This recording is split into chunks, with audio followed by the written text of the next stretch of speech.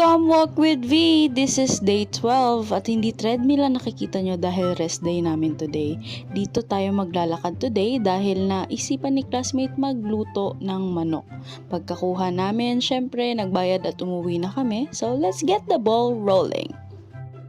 After prepping everything, syempre iboboil na yung chicken dahil ang gusto niyang lutuin ay pastil. Habang naghihimay sila, may side quest lang tayong adobo at naisip namin, hala wala tayong gulay. So nilagyan namin ng petsa yung adobo. Ayos ba? At dito, ginamit na nga namin ang nakita namin chicken oil sa bahay. Nilagay ang chicken, naglagay ng iba't ibang pampalasa. Kaso habang nagaad na pataktak yung atsuete. Pero ang importante naman sa dulo, lasang pastil. Success ang experiment ni classmate. Yun lang. Bye!